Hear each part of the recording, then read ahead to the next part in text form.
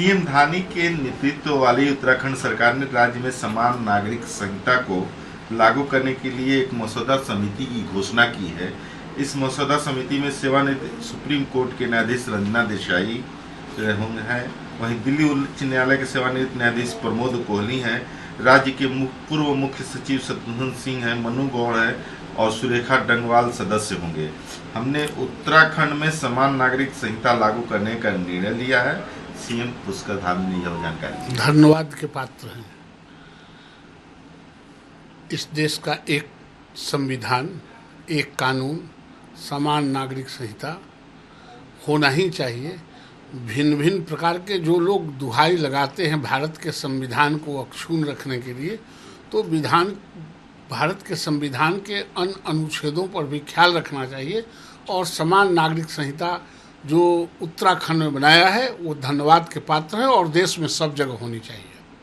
प्रधानमंत्री नरेंद्र मोदी ने कहा है कि तकनीक के इस्तेमाल के प्रति उदासीनता के कारण ही गरीबों का नुकसान हुआ है।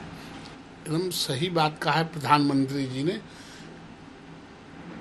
पहले ब्रेथ काम करता था, पहले मसल्स काम करते थे, तब तक हमारा देश बहुत पीछे था। जब मशीन आ गए हैं, टेक्नोलॉजी आ गया है, तो टेक्नोलॉजी ही आदमी के प्रोडक्टिविटी को बढ़ाता है और देश को आगे बढ़ाता है और सामान्य लोगों को उसके वेल्थ को भी बढ़ाता है, उसके हेल्थ को भी बढ़ाता है। इसलिए जब तक हम आउटडेटेड रहेंगे, हम तकनीक पर ध्यान नहीं देंगे, तब तक हम पिछड़ते चल जाएंगे।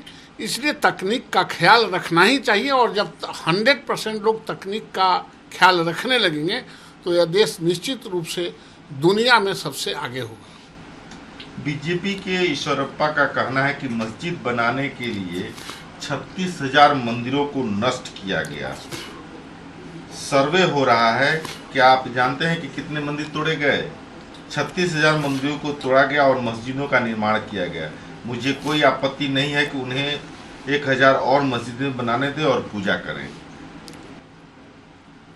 देखिए, निश्चित रूप से जब मुगल सल्तनत आया तो यहाँ जो हिंदू संस्कृति था, जो सनातन धर्म था, उसको डिस्ट्रॉय करके अपने प्रभुत्व को जमाने के लिए किया ही है।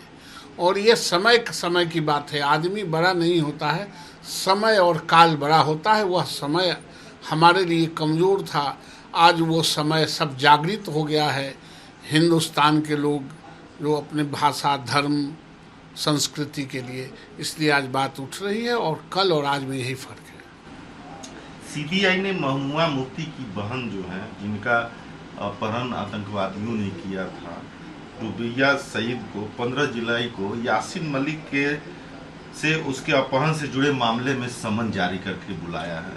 बात निश्चित रूप से इस देश का सबसे बड़ी घटना रुबिया सईद का मामला था और उसमें जिन लोगों पर ये जाता हो संदेह, उसको पूछना ही चाहिए और पनिशमेंट मिलना ही चाहिए, ताकि फिर इस देश में कभी कोई पुनरावृत्ति करने की साहस न करे।